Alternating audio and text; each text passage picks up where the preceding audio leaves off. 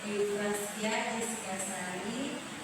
Saya biasa disapa Jessica dan di sini sebagai pembawa materi.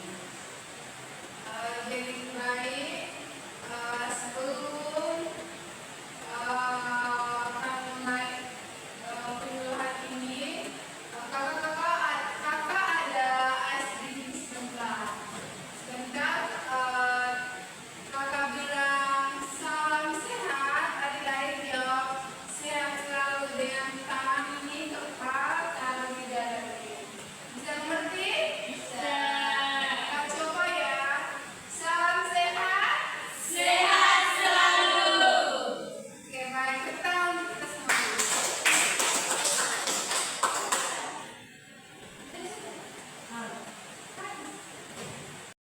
Baik, sebelum kita memulai acara penyuluhan ini, kita mulai dengan doa. Memimpin doa, waktu dan kesempatan saya berikan. Para hadirin sekalian, sebagai insan yang beriman kepada Tuhan, marilah kita menyiapkan hati dan batin kita untuk berdoa. Sebelumnya izinkanlah saya memulai dan mengakhiri doa ini menurut ajaran dan keyakinan saya, yaitu Katolik. Dalam nama Bapa dan Putra dan Roh Kudus. Amin. Selamat pagi Allah Tritunggal Maha Kudus, Bapa, Putra dan Roh Kudus.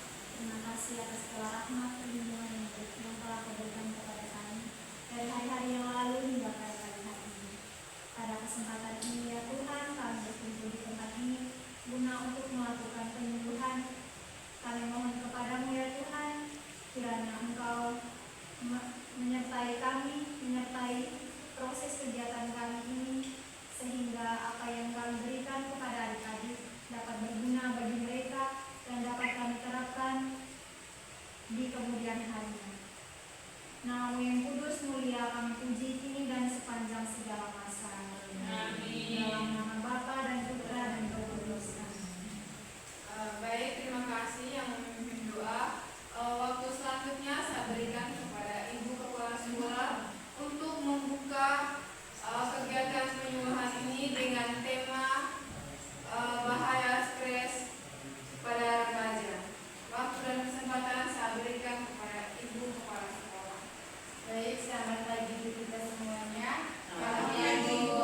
Terima kasih kepada moderator yang telah memberikan waktu dan kesempatan kepada saya. Pertama-tama, marilah kita mengucapkan bersyukur kepada Tuhan yang Maha Kuasa karena atas berkat dan rahmat-Nya, sehingga pada hari ini kita semua berkumpul di ruangan ini guna untuk mendengarkan materi penyuluhan dari kakak mahasiswa tentang stres pada remaja. Terima kasih untuk kakak mahasiswa karena telah meluangkan waktunya untuk memberikan penyuluhan ke kita semua, untuk anak-anakku semuanya. Perlu kalian ketahui, mereka ini adalah mahasiswa dari program studi D3 Keperawatan DD. Jadi saya berharap kalian bisa mendengarkan dengan baik materi yang akan disampaikan dan bertanya untuk materi yang kurang mengerti. Ada kakak-kakak mahasiswa agar kalian semua bisa menerapkan kepada keluarga. Orang yang sekitar kalian lebih penting lagi untuk diri kalian sendiri. Karena materi ini sangat penting untuk kita semua. Sekian saja dari saya. Saya buka kegiatan ini dengan resmi. Terima kasih. Saya kembali kepada moderator. Baik, terima kasih Ibu Kepala Sekolah atas sambutan yang telah diberikan kepada kami. Tanpa memperpanjang waktu, selanjutnya saya membuka sesi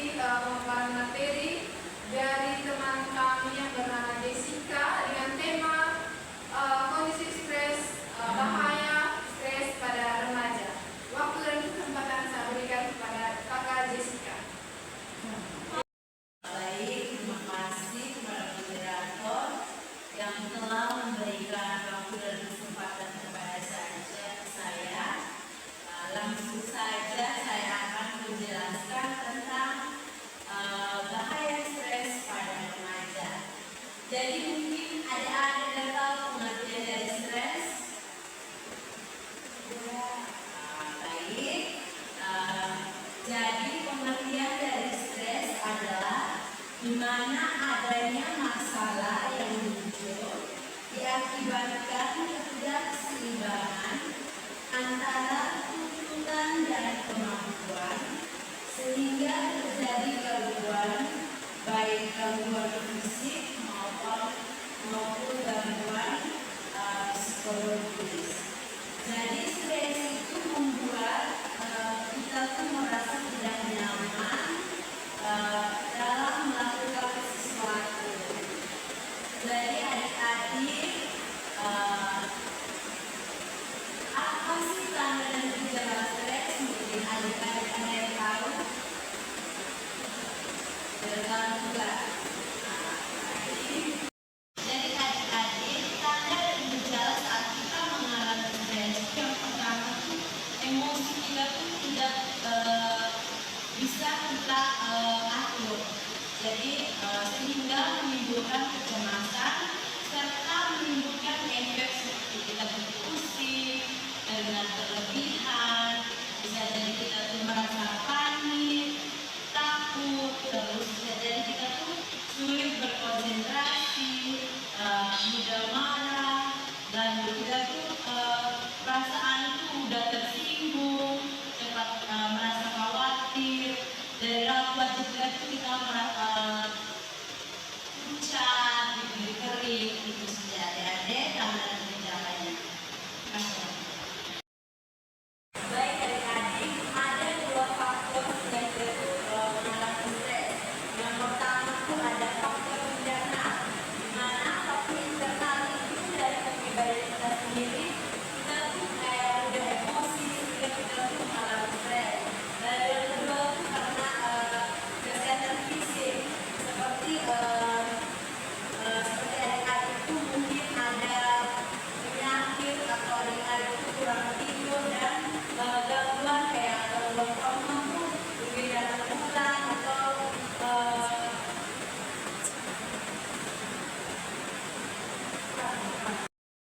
dari keadaan tersebut sehingga kita tuh rentan terhadap stres. Lalu yang berikutnya itu pola pikir kita.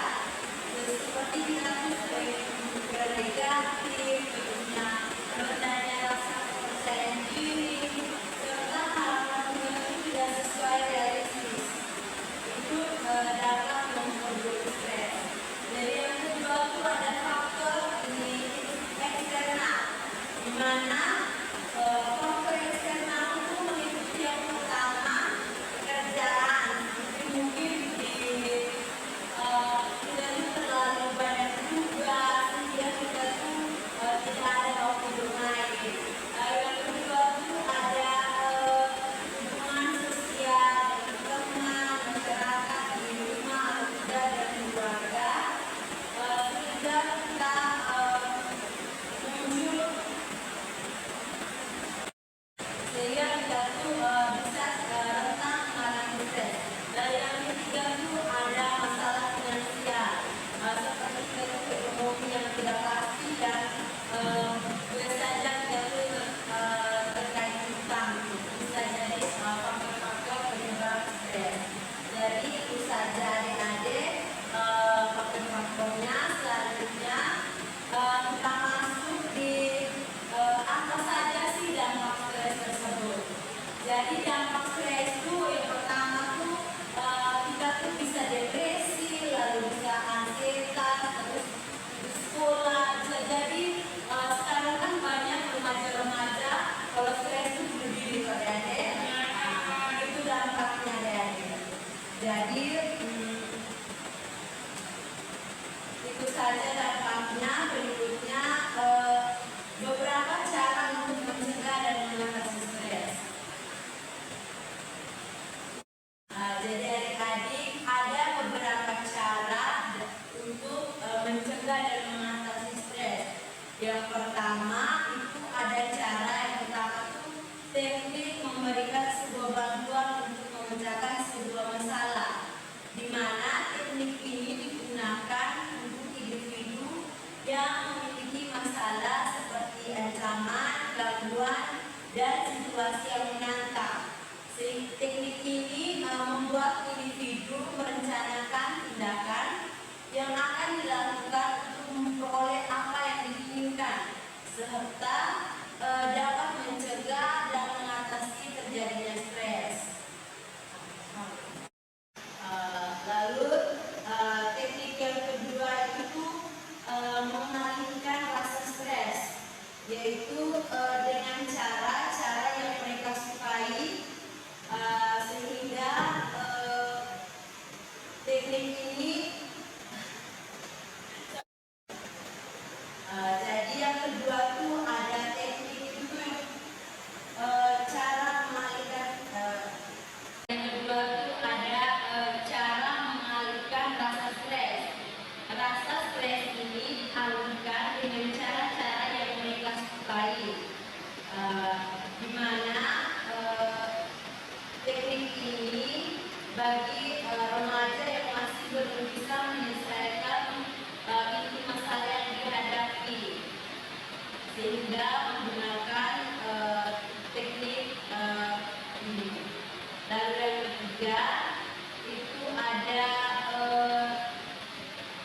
teknik atau grup diskusi terapi, merupakan suatu bentuk teknik dalam kelompok yang nantinya akan diberikan stimulus untuk memecahkan masalah secara interpersonal.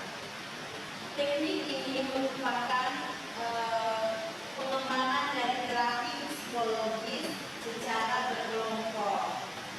Jadi teknik ini digunakan untuk memecahkan masalah itu secara berkelompok. Yang keempat ada teknik pendekatan behavioral.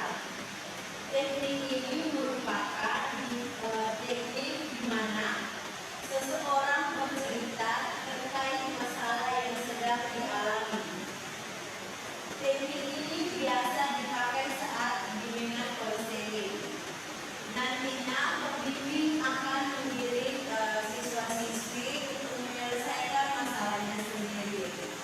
Namun terkadang remaja-remaja masih banyak yang bingung dan merasa tidak nyaman dalam menyampaikan hal tersebut, sehingga teknik pendekatan behavioral dapat dilakukan bukan hanya saat bimbingan dengan pengajar atau dengan guru BP atau BK saja, namun bisa dilakukan dengan teman sehingga dapat bertukar pikiran.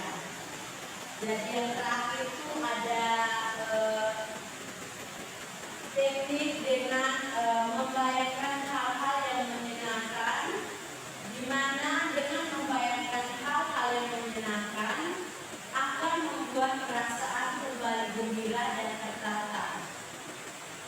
Teknik ini dimulai dengan relaksasi, selanjutnya fokus pada bayangan dalam pikirannya. Teknik ini bertujuan untuk merespon perubahan psikofisiologis yang kuat seperti peningkatan imunitas dan yang dapat mengakibatkan saraf parasimpati. Tingkat stres pada responden menurun walaupun maka disarankan pada teknik ini itu fokus kepada satu hal yang menyenangkan dengan imajinasi paling kuat untuk mengoptimalkan hasilnya sehingga mencegah dan mengatasi terjadinya stres. Baik adik-adik, itu saja materi penyuluhan kakak pada hari ini. Apakah adik-adik sudah mengerti? Jika mungkin belum mengerti, sebentar ada tugas saya jawab. Nanti bisa ditanyakan ya supaya lebih dipahami. Baik, selanjutnya saya akan serahkan kembali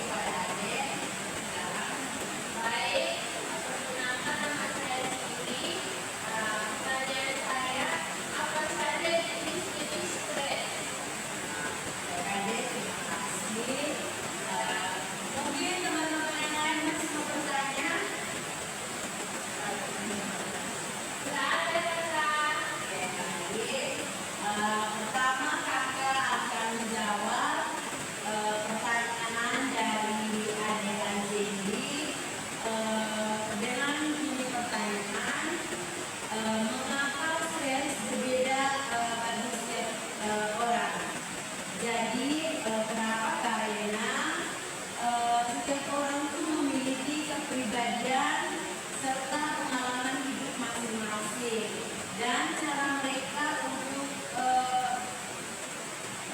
watak mereka dalam kehidupan itu yang digunakan itu berbeda-beda serta masalah mereka itu berbeda-beda sehingga ada yang mengalami stres yang berat, ringan dan sedang. Itu adik misalnya jawabannya.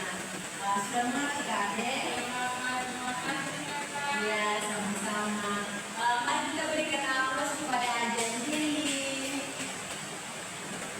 Baik, selanjutnya saya akan menjawab pertanyaan dari Adik Cindy mengenai apa saja sih jenis-jenis stres.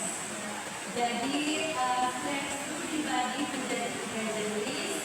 Yang pertama ada stres akut, di mana stres akut merupakan stres jangka pendek dan biasanya disebabkan oleh situasi mendesak. Lalu yang kedua itu ada stres kronis, di mana stres kronis merupakan stres yang berlangsung lama dan sering disebabkan oleh masalah yang sulit diatasi. Lalu yang ketiga itu ada stres traumatis, di mana stres ini timbul akibat pengalaman traumatis seperti bencana alam atau kekerasan yang dialami. Jadi itu saja ada jawaban dari saya. Apakah sudah paham dengan jawaban yang kakak jelaskan? Baik, mari kita berikan aplaus untuk Adik Cindy.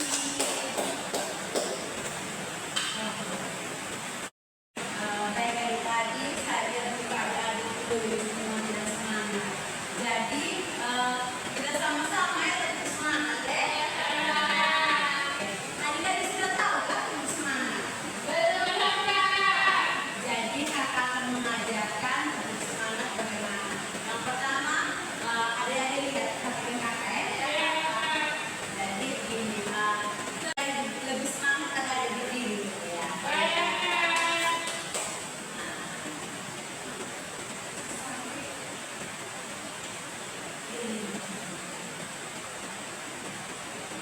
Baik, berdiri dengan jadi adik-adik ikuti kakak ya. Tepuk semangat. Buka. Buka. Buka. Kita ulangi lagi sama sekali ya. Oke. Baik. 1, 2, 3. Tepuk semangat. Buka. Buka. Buka. Baik, terima kasih. Silakan duduk. Oke. Sudah semangat kan adik-adik? Baik. Mungkin masih ada yang mau bertanya? Tidak ada. Baik. Sekarang kakak akan mengetes kembali dari penjelasan kakak itu adik-adik masih ingat tidak? Jadi di sini kakak mau bertanya apa saja teknik untuk mengatasi stres serta dampak apa saja sih dari orang yang mengalami stres? Bisa jawab kan? Bisa. Oke, baik. Langsung saja ya. Siapa yang bisa jawab? Oke, bagus. Sudah pintar adik-adik. Baik adik-adik, siapa yang mau jawab duluan? Baik. Adik Cindy mau jawab apa? Oh, baik. Silakan adik. Jadi teknik yang saya ingat itu ada teknik yang digunakan dengan membayangkan hal-hal yang menyenangkan yang akan membuat perasaan kembali gembira dan tentram.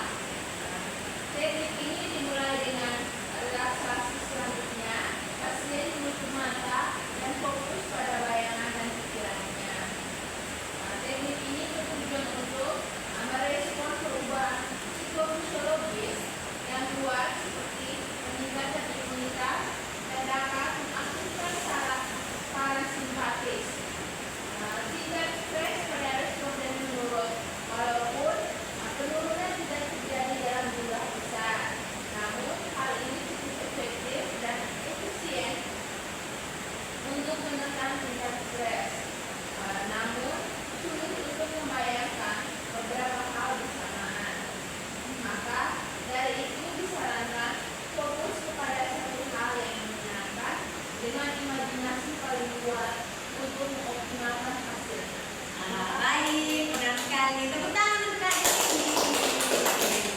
Baik, baik kepada adik Anjeli, saya berikan waktu dan kesempatan untuk menjawab. Apa yang kakak dampaknya itu seperti depresi, anxietas, habis itu putus sekolah, bahkan juga bunuh diri. Benar sekali. Tepuk tangan. Sudah jelas sekali adik-adik ini ya. Benar sekali. Jadi dia punya dampak dan cara pencegahan yang dijawab itu sudah benar dan sudah jelas. Baik.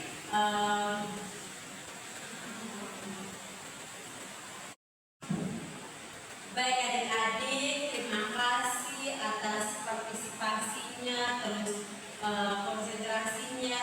Tadi adik-adik tuh semangat sekali pada saat kakak menjelaskan.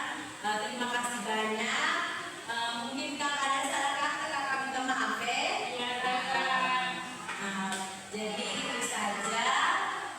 Sekarang kakak akan kembalikan waktunya kepada moderator.